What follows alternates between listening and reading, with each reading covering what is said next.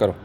अच्छा, ये अवधेशानंद जी और कैलाशानंद गिरी जी, ये जो इनको लोग बहुत लाइटली लेते हैं, स्पेशली मीडिया बुला लेती है उन्हें, एक से एक क्वेश्चन पूछती रहती है उन्हें, है ना, फंसाती रहती है।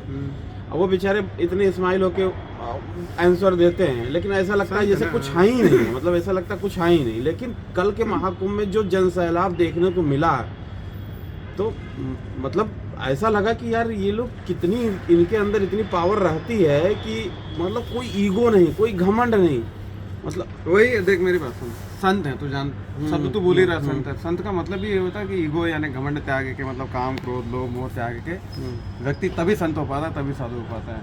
और जहाँ तक शक्तिशाली आदमी की बात होती है ना, शक्तिशाली आदमी शक्ति का प्रदर्शन नहीं करता, उसको पता है मेरे पास शक्ति से प्रदर्शन करने की जरूरत नहीं है, ठीक है। तो तू देख इसको ऐसा कंपेयर मत कर कि कितने शक्तिशाली कितने, उसकी शक्ति का अंदाजा लगाना, तो अंदाजा लगा कि भारत की आर्मी की जो ऑफिशियल लिमिट है ना पॉपुलेशन के हिसाब से, वो 15 लाख की आर्मी हम रख सकते हैं, ठीक है। और अकेले जूना अखाड़ा के जो लड़ाका सैनिक साधु हैं वो 12 लाख है, तू अंदाजा लगा, 13 अखाड़े मिल गए।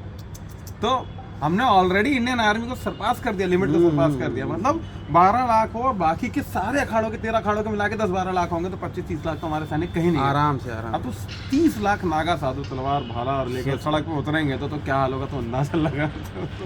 तो इतनी शक्ति है, इतना पावर है। अब भाई मैं बोलता हूँ कि तुम्हारे पास इंडियन आर्मी के पास है, किसी भी देश की आर्मी के पास जो ऑफिशियल वेपन्स होते हैं, वो गन्स होती है, कैनन्स होती है और हमारे साधु तो अकेले तलवार और भाला लेकर ऐसी तैसी किए पड़े हैं, ठीक है।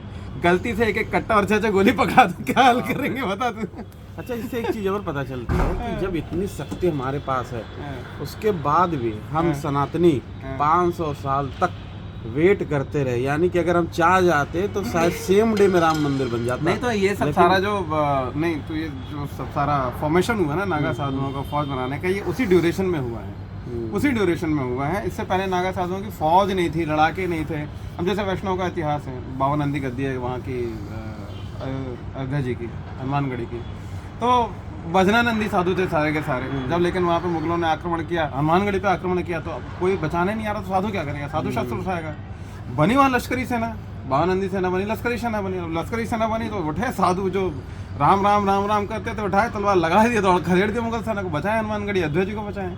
तो ये उसी ड्यूरेशन में हुआ है जब आक्रमण हुआ है। तो संतों ने कहा कि भाई माला के लिए से काम नहीं चलेगा, माला के साथ भाला, भाला भी, माला भाला उठाओ, और धर्म की रक्षा सिर्फ उससे नहीं होगी, अध्यात्म से, अध्यात्म के साथ शक्ति का भी प्रदर्शन करना पड़ेगा। तो ये हाल हुआ है, उसी ड्यूरेशन में हुआ है। मथुरा काशी के बारे में सोचना चाहिए, फिर इसका मतलब इन लोगों सोच रखा है, कुछ ना कुछ तो होगा भगवान की दया से। अभी बस प्रोसेस में है, तुम विश्वास रखो कि मोदी योगी बाबा हमारे ना कुछ तिकड़म लगाए पड़े हैं, विश्वास रखो, हो जाएगा।